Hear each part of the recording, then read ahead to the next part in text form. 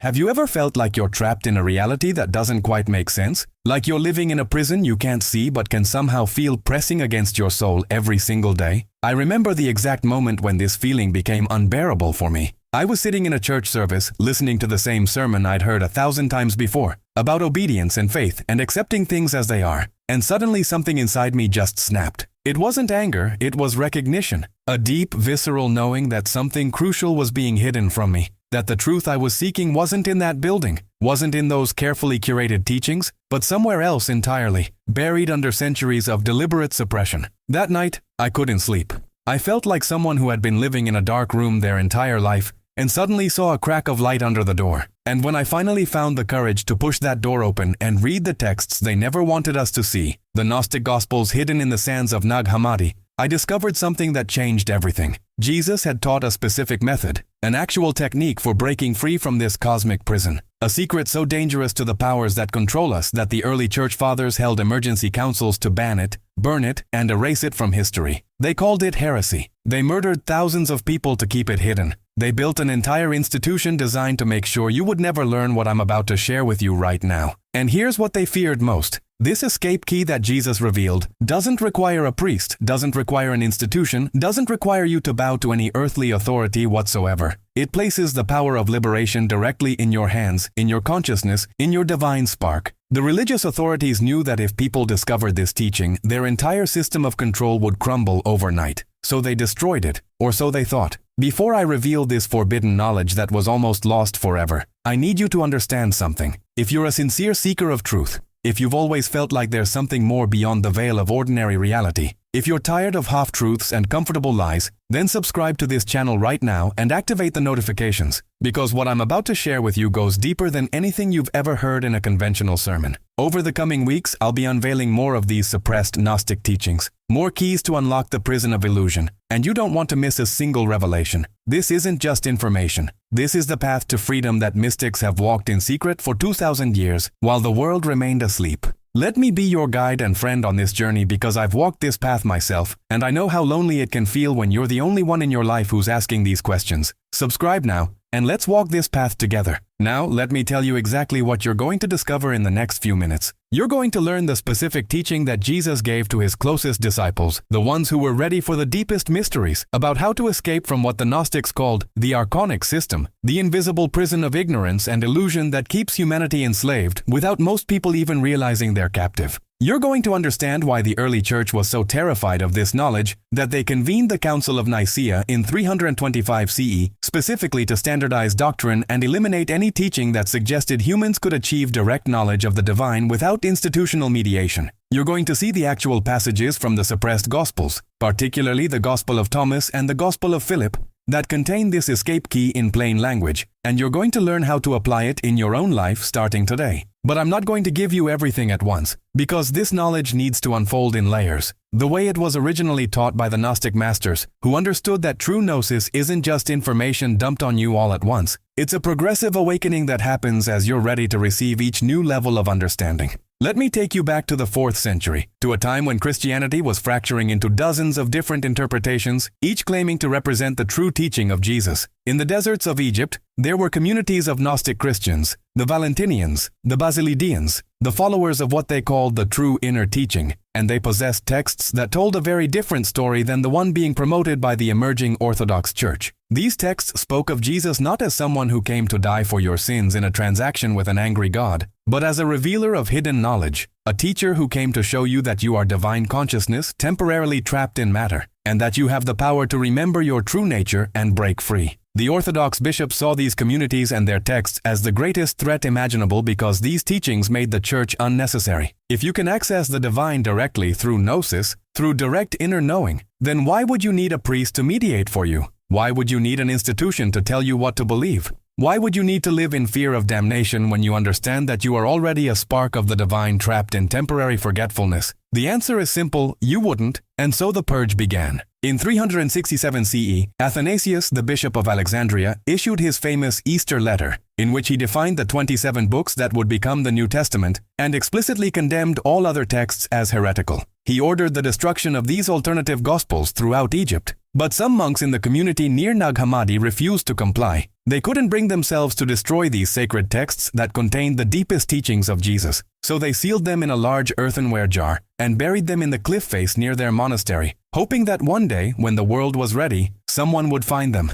That day came in 1945, when a local farmer digging for fertilizer unearthed the jar and discovered 52 texts that had been hidden for over 1,500 years. When scholars finally translated these texts, they were stunned. Here were the teachings that the church had spent centuries trying to erase. And at the heart of these teachings was the escape key, the method Jesus had revealed for transcending the prison of material existence and reconnecting with the infinite divine source, what the Gnostics called the pleroma. So what exactly is this escape key? Let me break it down for you in a way that makes it immediately practical and applicable. The Gnostic texts teach that the fundamental problem of human existence isn't sin in the way the church defines it, as moral transgression requiring punishment. The fundamental problem is ignorance, what the Gnostics called agnoia, a forgetting of your true divine nature. According to the Gospel of Truth, one of the Nag Hammadi texts, ignorance of the Father brought about anguish and terror, and this anguish grew dense like a fog, so that no one could see. You are living in that fog right now.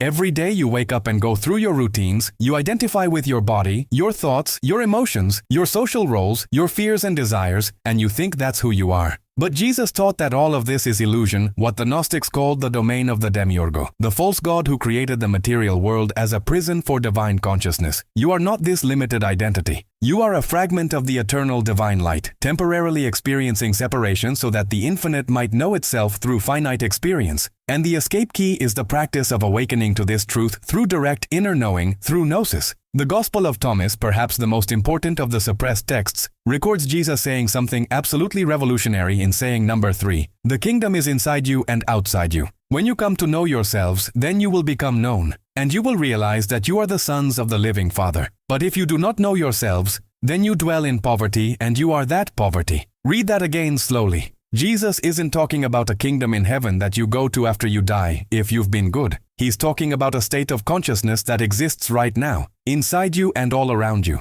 that you can access the moment you truly know yourself. And what does it mean to know yourself? It means to recognize that your true self isn't the limited ego personality that you've been identifying with your whole life. Your true self is the divine spark, the eternal witness consciousness that has been watching your entire life unfold but has never been touched by any of your experiences. The Gnostic practice, the escape key, is learning to shift your identity from the false self created by the archons, the forces of ignorance and control, to the true self that is one with the Father, one with the infinite source of all being. But here's where it gets even deeper, and this is the part that made the church absolutely panic. The Gnostic texts teach that the God of the Old Testament, the God of wrath and jealousy and punishment, is not the true God at all. He is the demiurge, the chief archon, a lesser being who created the material world and who wants to keep humanity trapped in ignorance so that we continue to feed him with our fear, our worship, our spiritual energy. The true God, the Father that Jesus spoke of, is beyond all of this, beyond the material world entirely, existing in what the Gnostics called the pleroma,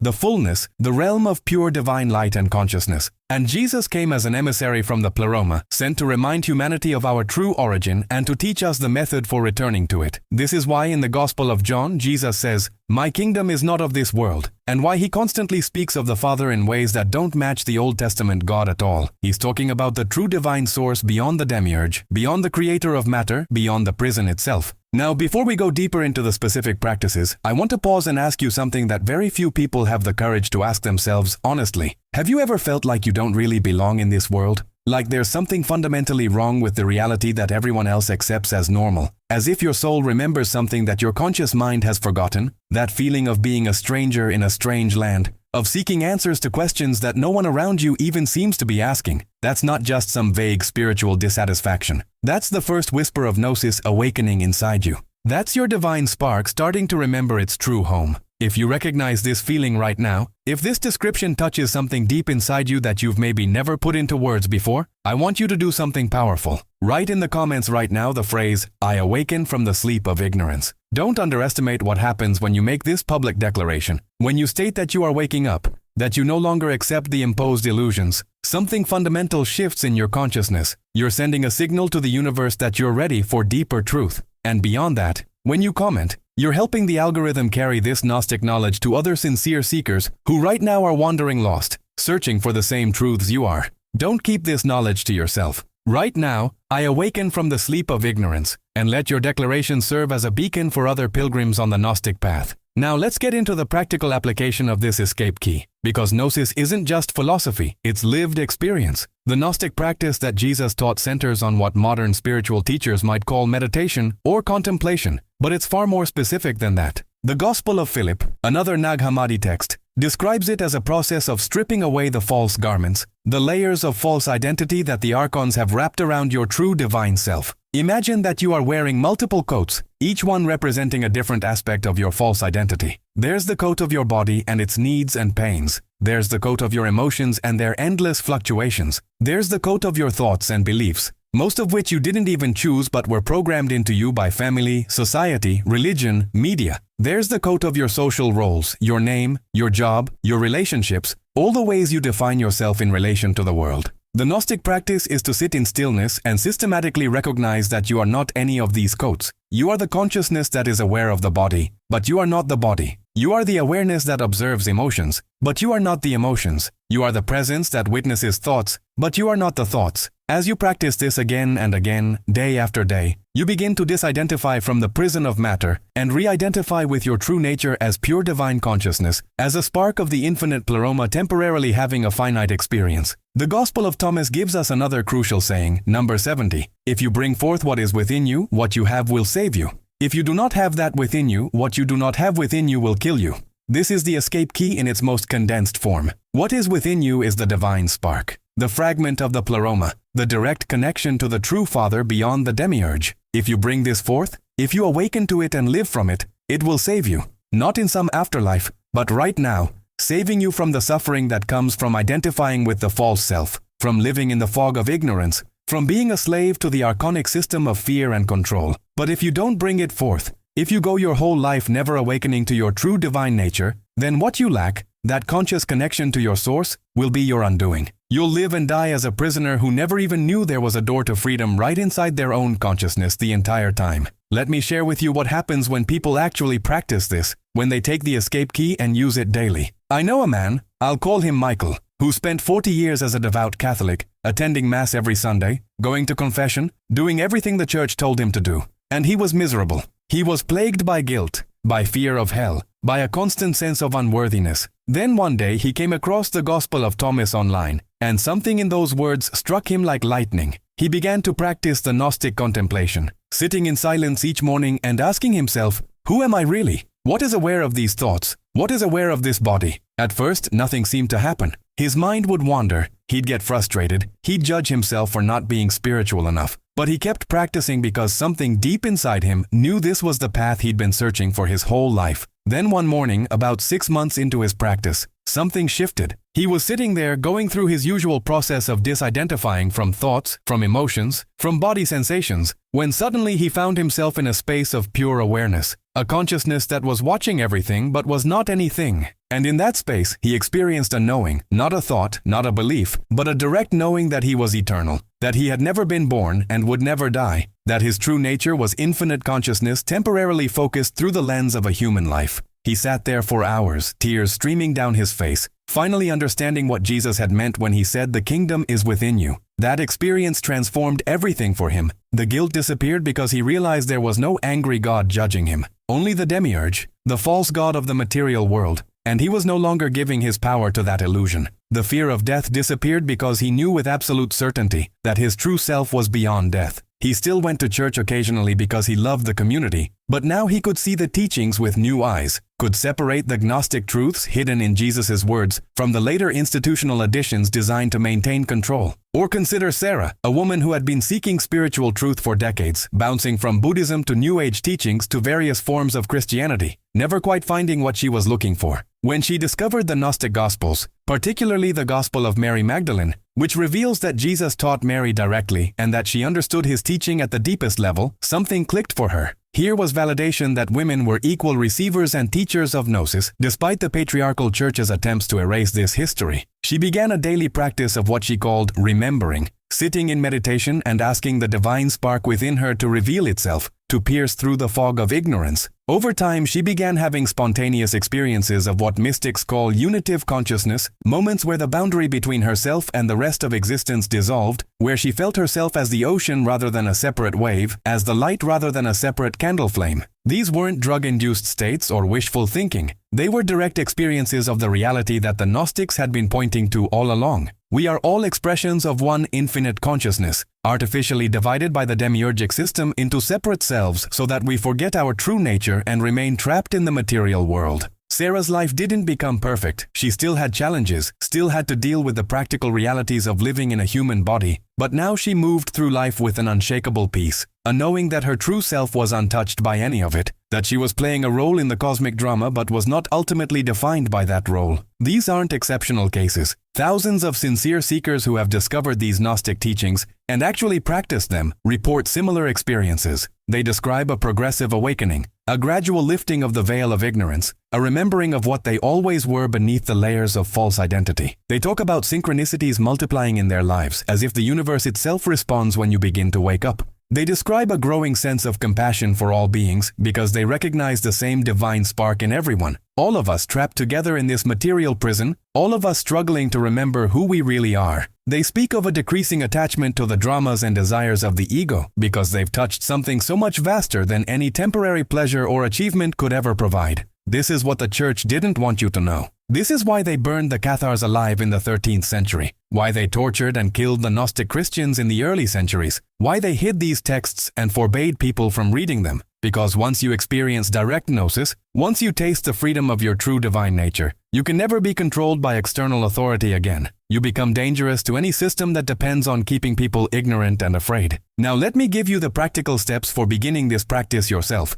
Because knowledge without application remains just interesting ideas. Find a time each day, even just 15 or 20 minutes to start, when you can sit in complete stillness without distraction. Close your eyes and begin by simply observing your breath, not controlling it, just watching it flow in and out naturally. This anchors your awareness in the present moment, pulling you out of the endless stream of thoughts about past and future that normally dominate consciousness. Once you feel relatively settled, begin the process of inquiry. Ask yourself silently, who is aware of this breath? Who is aware of these thoughts? Don't try to answer with your thinking mind. Just sit with the question and notice that there is an awareness present that is observing everything, observing the body, observing thoughts, observing emotions, but is itself not any of these things. This awareness is your true self, the divine spark, what the Gnostics called the pneuma, the spiritual component of your being that has been trapped in the lower realms of matter. The more you practice simply resting as this awareness, the more you begin to disidentify from the false self that the world has taught you to believe you are. As you practice this over weeks and months, you'll start to notice something remarkable.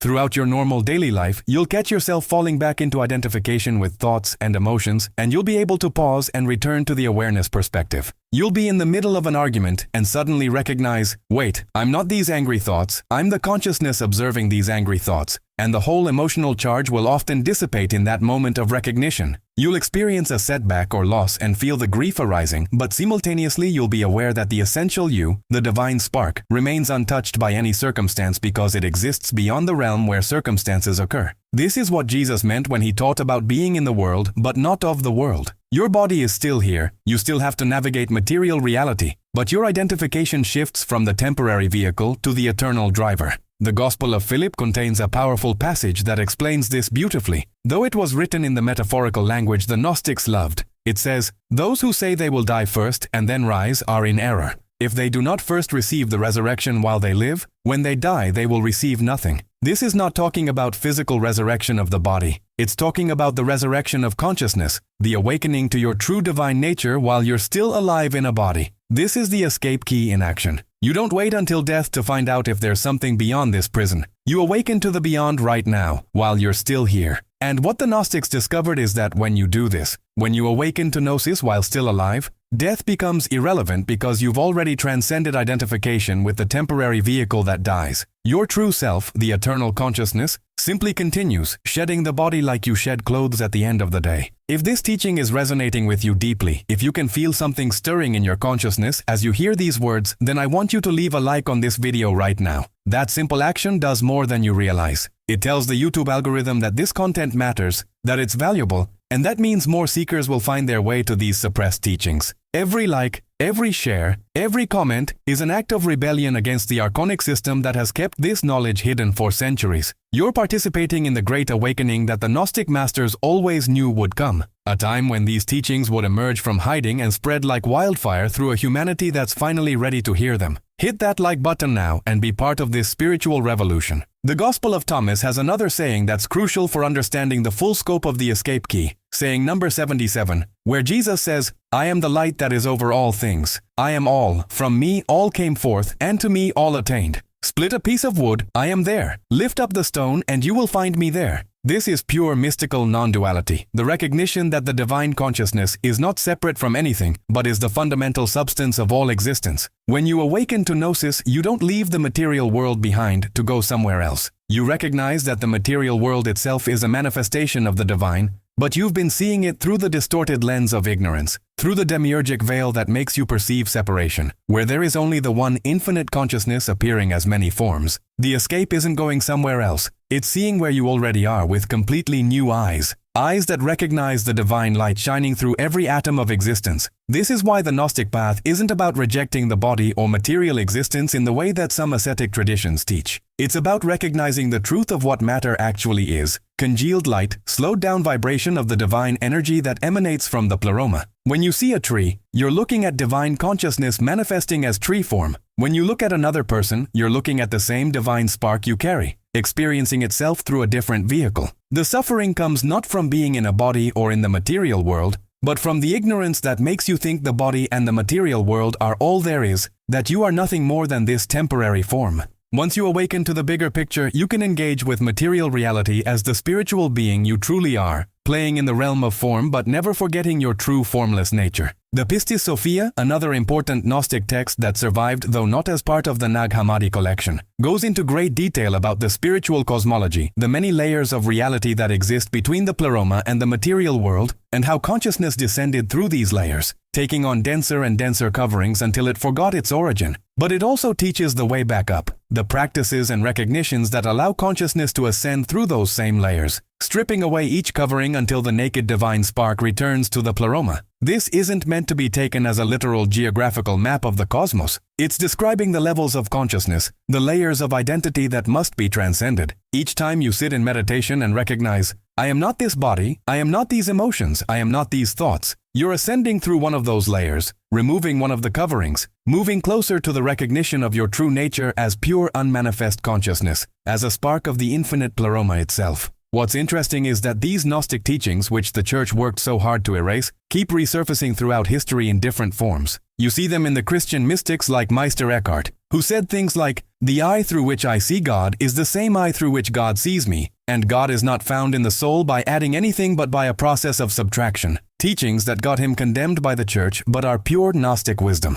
You see them in the Sufi mystics of Islam, like Rumi and Hafiz, who spoke of the lover and the beloved being one, of losing the separate self to find the true self in union with the divine. You see them in the Hindu Advaita Vedanta tradition, which teaches the same non-dual recognition that Atman, the individual soul, is identical with Brahman, the infinite consciousness. You see them in Buddhism's teaching of no self, the recognition that what we call the self is just a collection of temporary processes with no permanent essence, and that awakening comes from seeing through this illusion. The truth keeps breaking through because it's not just a historical teaching, it's a direct report from anyone who has actually awakened to the nature of consciousness, regardless of their cultural or religious framework. The Gnostic Jesus was teaching the same perennial wisdom that all mystics discover when they look within deeply enough. Now, if you're still watching this video, if you've stayed with me this far, then I know you're serious about this path. You're not just curious, you're called. And if you haven't already subscribed to this channel, let me tell you why you need to do that right now. I create content every single week diving deep into these suppressed Gnostic teachings, unpacking the hidden wisdom in texts like the Gospel of Thomas, the Gospel of Philip, the Gospel of Mary, the Pistis Sophia, showing you how to apply these ancient practices in your modern life.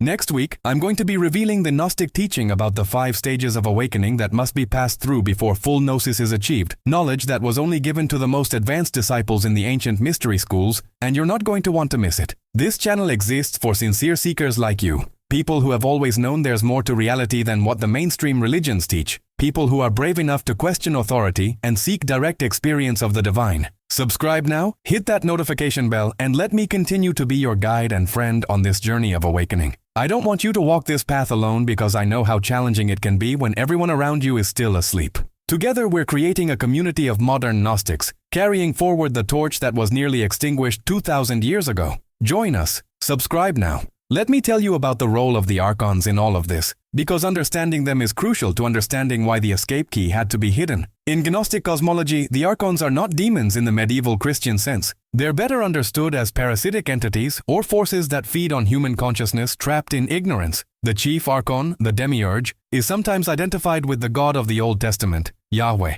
a being who created the material world as a kind of prison or trap for divine consciousness. He's not evil in the sense of being opposed to good. He's ignorant. He believes he is the highest God. As he declares in the Old Testament, "I am the Lord your God. You shall have no other gods before me." But he's unaware of the true infinite Father beyond him, the source of the pleroma. The other archons serve him, maintaining the systems of control that keep humanity locked in the material realm, identified with the body and the ego, producing the emotional energy of fear, desire, anger, and suffering that the archons feed upon. Now, you might be thinking this sounds like science fiction or conspiracy theory, but consider how accurately it describes the actual mechanics of the world we live in. Think about the systems of control that dominate modern life, the economic system that keeps people trapped in cycles of debt and consumption, working their whole lives to acquire things they don't really need. The political system that divides people into opposing camps so they fight each other instead of questioning the system itself. The media system that bombards consciousness with fear, with manufactured crises, with endless distraction from anything that matters. The pharmaceutical system that treats symptoms but not causes,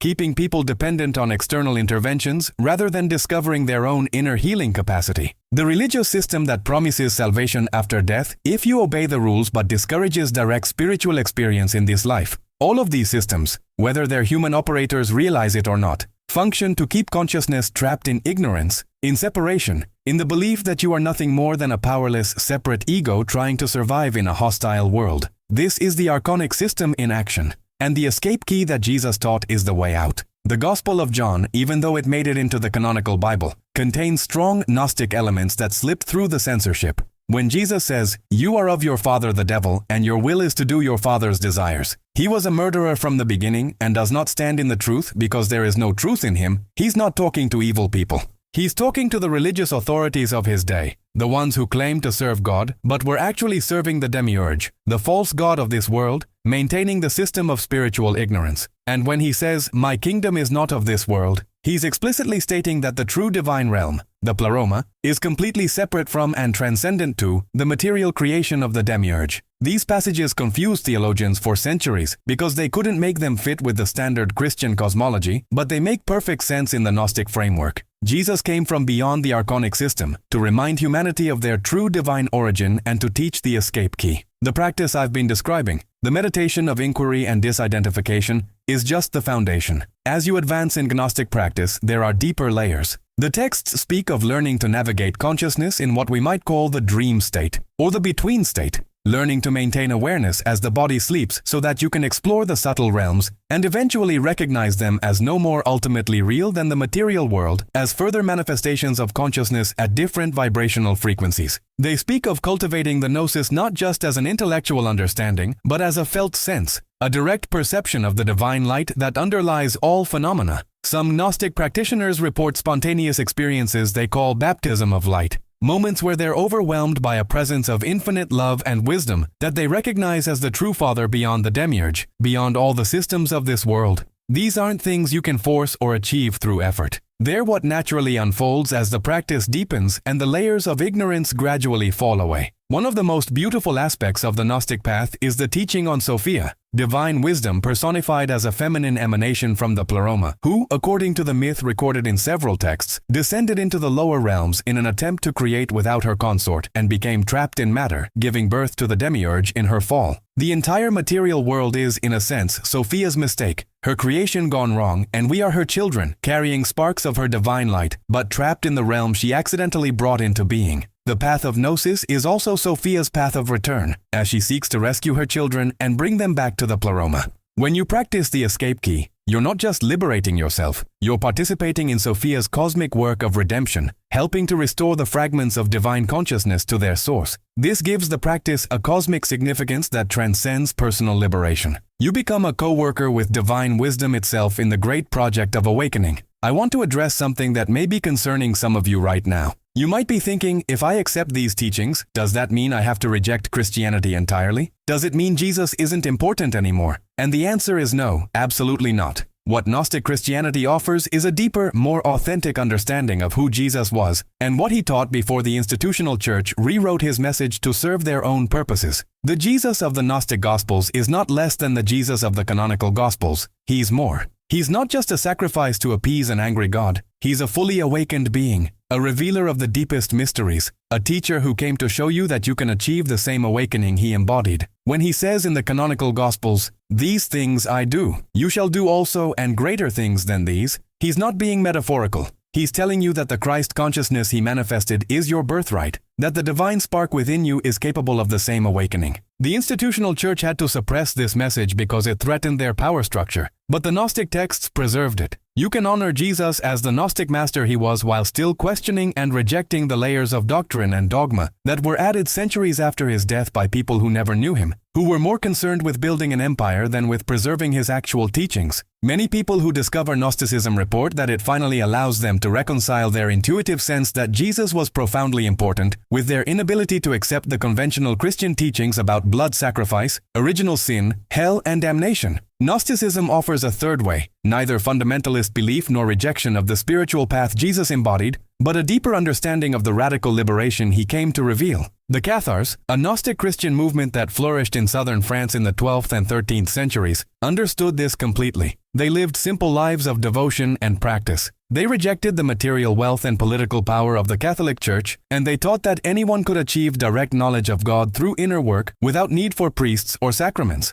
The Catholic Church responded by launching the Albigensian Crusade, a 20-year military campaign that killed hundreds of thousands of Cathars, culminating in the siege of Montségur, where the last 200 Cathar perfecti, the most advanced practitioners, were given the choice to renounce their beliefs or be burned alive. All 200 chose the fire. They walked into the flames singing hymns, knowing with absolute certainty that their true self, the divine spark, was untouched by the destruction of the body. That's the power of Gnosis. That's what the church fears. People who are willing to die rather than betray their direct experience of the divine cannot be controlled by threats of hell or promises of heaven. They've already found what those threats and promises are trying to manipulate them toward, and they've found it within themselves. Now, let's talk about how to integrate this teaching into your actual daily life, because spiritual knowledge that doesn't transform how you show up in the world remains just interesting philosophy. Once you begin to awaken to your true nature through the practice of inquiry and disidentification, everything starts to shift. You begin to notice the ways you've been unconsciously serving the archonic system, the ways your attention and energy have been captured by things that ultimately don't matter. Maybe you realize you've been spending hours every day consuming news and social media, feeding your consciousness a steady stream of fear and outrage that keeps you locked in reactive emotional states. The awakening gives you the power to choose differently, to reclaim your attention and direct it toward what actually nourishes your divine spark. Maybe you notice the ways you've been seeking validation and worth from external sources, from your job title, from how much money you make, from how you look, from what others think of you. The Gnosis shows you that your true worth is inherent. It's the infinite value of the divine spark itself, and nothing external can add to or diminish it. This recognition frees you from the endless cycle of seeking and grasping that keeps most people trapped their entire lives. You begin to relate to other people differently too. Instead of seeing them as separate beings who might help or harm you, you start to recognize the same divine spark in everyone, all of us playing out our roles in this cosmic drama, all of us trapped together in various degrees of ignorance and suffering, all of us ultimately the same consciousness experiencing itself through different vehicles. This naturally gives rise to compassion, not as something you have to force or cultivate, but as the spontaneous response of consciousness recognizing itself in all forms. Even people who seem to be causing harm, you can see them as expressions of consciousness that have become deeply identified with the archonic forces of ignorance, and you can hold space for their awakening while not accepting or condoning their harmful actions. This is very different from the judgmental moralism that conventional religion often teaches. You're not dividing the world into good people and bad people, saved and damned. You're recognizing that everyone is on a spectrum of awakening, and your job is simply to continue your own awakening while holding the light for others who are ready to see it. Your relationship to suffering changes fundamentally as well. You still experience pain when the body is injured. You still feel grief when you experience loss, but there's a quality of spaciousness around it. You recognize that the pain and grief are happening to the character you're playing in this life, but your true self, the awareness that's witnessing these experiences, remains untouched and at peace. This doesn't mean you become cold or detached. Often people on the Gnostic path become more compassionate and more present with suffering, both their own and others, because they're not frantically trying to avoid it or make it go away. They can be with it, hold it, let it move through, knowing that it doesn't threaten who they really are. This is the peace that Jesus spoke of when he said, "Peace I leave with you, my peace I give to you. Not as the world gives do I give to you." The world offers temporary peace through circumstances being pleasant, having your desires met, everything going your way. But that peace is always fragile, always threatened. The peace that comes from Gnosis is unshakable because it's based not on circumstances but on knowing your true nature as that which can never be harmed. As your practice deepens and you spend more time resting as pure awareness rather than identified with thoughts and emotions, you may start to have what the Gnostics called revelations, direct insights into the nature of reality that don't come from thinking or reasoning but arise spontaneously from the Gnosis itself. You might suddenly understand with crystal clarity why certain patterns have been repeating in your life, seeing the spiritual lesson you needed to learn. You might receive intuitive guidance about decisions you're facing, a knowing that arises from a deeper level than the chattering mind. You might experience moments of what can only be called grace, where you feel held by a love so vast and unconditional that it brings you to tears. These aren't signs that you're special or advanced. They're natural experiences that occur as consciousness awakens to itself, as the fog of ignorance begins to lift and you start to see reality more clearly. I've received messages from hundreds of people who have started practicing these teachings, and the transformations they report are remarkably consistent. They talk about a growing sense of inner freedom, a decreasing need to control external circumstances because they found an unshakable ground within. They describe relationships becoming more authentic as they stop playing roles and manipulating for approval and start showing up as their true self. They speak of synchronicities multiplying, as if reality itself becomes more fluid and responsive when you stop relating to it as a separate material object and start recognizing it as a field of consciousness that you're intimately woven into. They report that challenges still arise, difficulties still happen, but their capacity to navigate them without being destroyed by them increases dramatically. They're no longer knocked off center by every storm, because they've found the center itself, the still point of pure awareness that was there before the storm and will be there after it passes. Listen, if you've made it this far in this video, if you're still here absorbing these teachings, then I know something for certain about you. You're not a casual spiritual tourist. You're a serious seeker who has been called to this path, maybe for lifetimes. The fact that this video found you, or that you found this video, is not random. The Gnostics would say it's the Sophia working through synchronicity, drawing her children back to her, guiding those who are ready to awaken to the teachings that will facilitate that awakening. And now you have a choice. You can take what you've learned here and actually apply it, dedicate yourself to the daily practice of inquiry and disidentification, study the Gnostic texts yourself, dive deeper into this path of liberation. Or you can let this just be another interesting video you watched, another bit of spiritual information you collected, but never really integrated. I can't make that choice for you. No teacher, no guru, no external authority can. That's the whole point of the Gnostic path. Your liberation is in your hands. The escape key has been given to you. Now you have to use it. But I will say this, if you choose to walk this path seriously, your life will never be the same. Not because circumstances will magically become perfect, they won't. But because you will become free in a way that most people can't even imagine is possible. Free from the tyranny of your own mind. Free from identification with the temporary vehicle of the body. Free from the desperate grasping for security and meaning in external things. Free from the fear of death because you'll know with absolute certainty that your true self is eternal. Free to be in the world but not of it. Playing your role in the cosmic drama while simultaneously resting in the awareness that you are the eternal witness, the divine spark, the consciousness that has been watching this entire life unfold and will continue long after this particular vehicle has returned to dust. That freedom is your birthright. It's what Jesus came to teach. It's what the church tried to destroy. And it's what we're reclaiming together right now in this moment. So here's what I want you to do. First, make a commitment to practice. Even just 15 minutes a day of sitting in silence, asking yourself, who am I really? What is aware of these thoughts? And resting in the awareness you discover. Do this every single day for the next 30 days and watch what begins to shift. Second, if you haven't already, subscribe to this channel and turn on notifications so you don't miss the deep teachings I share every week. Next week's video on the 5 stages of Gnostic awakening is going to take you even deeper into this path. Third, leave a comment below sharing your experience. Have you had moments of gnosis, times when you touched that deeper awareness? Are you committed to this practice? Write, "I claim my divine nature" in the comments and join the growing community of modern Gnostics who are walking this path together. And finally, share this video with someone you know who's seeking, someone who's asking the deep questions, someone who's ready for truth that goes beyond comfortable lies. Every person who awakens contributes to the collective awakening. Be a part of this spiritual revolution. The journey back to the pleroma begins with a single step,